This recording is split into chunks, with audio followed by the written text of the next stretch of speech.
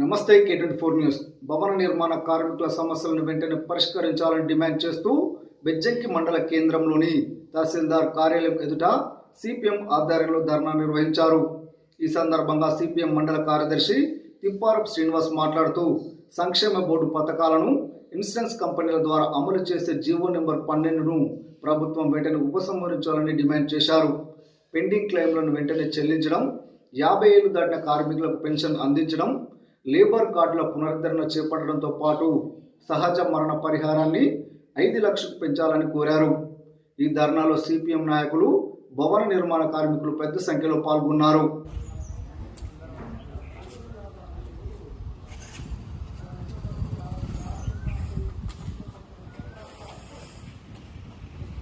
నిర్మాణ కార్మికుల యొక్క సమస్యల మీద మనం ఎంఆర్ఓ ఆఫీస్ దగ్గర ధర్నా చేయడం జరుగుతుంది. ఈ ధర్నా ముఖ్య ఉద్దేశం, మనకు వెల్ఫేర్ బోర్డును ప్రభుత్వాలు కేంద్ర చట్టం ప్రకారం 1996 కేంద్ర చట్టం ప్రకారం మనకు వెల్ఫేర్ బోర్డును ఏర్పాటు చేయడం జరిగింది. మరి ఈ వెల్ఫేర్ బోర్డులో మనకు సహజ మరణం చెందితే 2 లక్షల రూపాయలు వస్తా ఉన్నాయి. అట్లాగే మనకు ప్రసూతి కానుకలు కూడా 30,000 వస్తా ఉన్నాయి. అట్లాగే ఇట్లాంటి అనేకమైనటువంటి క్లెయిమ్లు ఆ చట్టంలో రూపొందించింది గవర్నమెంట్. మరి ఇప్పుడున్నటువంటి పరిస్థితుల్లో ఇప్పుడున్నటువంటి ప్రభుత్వము ఈ ఏదైతే క్లెయిమ్లకు సంబంధించి సహజ మరణం కానీ, అట్లాగే ప్రమాదం చెంది మరణిస్తే గాని ఇట్లాంటి ఇన్సూరెన్స్ స్కీమ్లను ప్రైవేట్ ఇన్సూరెన్స్ కంపెనీలకు ఇవ్వాలని జీవో 12 తీసుకొచ్చింది. మరి ఆ జీవో 12 వల్ల ఈ ప్రైవేట్ వ్యక్తుల చేతిలోకి ఇది పోతే గనక మనం భవన నిర్మాణ కార్మికులకు తీవ్రమైన నష్టం జరుగుతుందని దీన్ని వెంటనే జీవో 12ను విరమించుకొని ప్రభుత్వమే వెల్ఫేర్ బోర్డును నడిపించి వీళ్ళందరికీ క్లెయిములు తొందరగా క్లెయిములు ఇవ్వాలని మనము ఈ సందర్భంగా, ఈ ధర్నాల సందర్భంగా ప్రభుత్వాన్ని డిమాండ్ చేస్తా ఉన్నాం.